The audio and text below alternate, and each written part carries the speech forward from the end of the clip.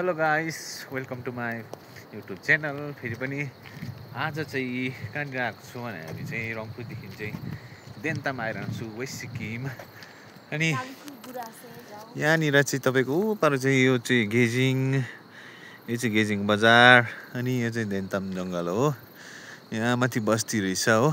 अनि हामी चाहिँ आज यहाँनिर आएको छु म, अनि यहाँनिर मेरो मिसेस छ। अब अगाडि अगाडि हिँड्दैछ, अनि गाडी पनि आउँदै रहेछ।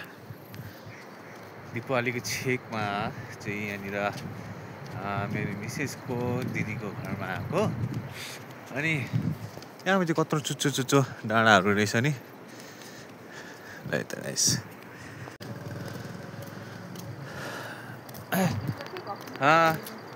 आज चाहिँ होइन दिवालीको बेलामा आएको, तर यहाँनिर चाहिँ यसो हेर्दाखेरि चाहिँ यति साह्रो जङ्गलहरू छ, यति बेसी रुखहरू छ।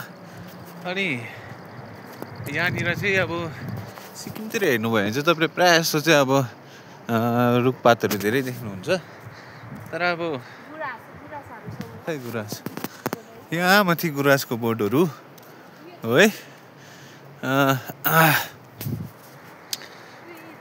सबैजनालाई के भन्नु भन्दाखेरि चाहिँ अब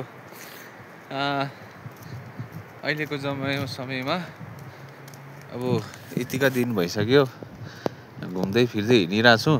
कहिलेसँग घुम्नुपर्ने हो, कहिलेसँग अब सबैजनालाई आफ्नो जिम्मेवार रेस्पोन्सिबिलिटी निभाउनुपर्छ।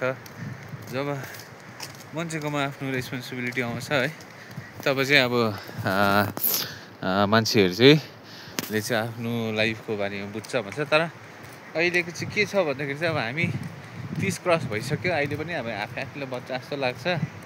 अनि यो चाहिँ के भएको भन्दाखेरि चाहिँ अहिलेको जुन चाहिँ जेनेरेसन छ, अहिलेको जेनेरेसन चाहिँ अब मेरो साथीहरू हेर्छु, मेरो साथीभाइ दिदीबहिनीहरू अब 30 क्रस भइसक्यो, बिहा गर्दैन कसले पनि हो।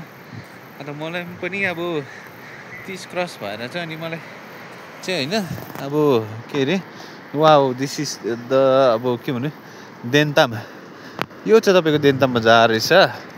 यहाँबाट चाहिँ एकदमै राम्रो लुक्स देख्दै रहेछ, राम्रो भ्यू देख्दै रहेछ भनौँ न। हेर्नुहोस् है गाइस, अब म त घामले दिएको छुइनँ, तर अब तपाईँहरूले चाहिँ अब हेर्नुहोस्। लुक,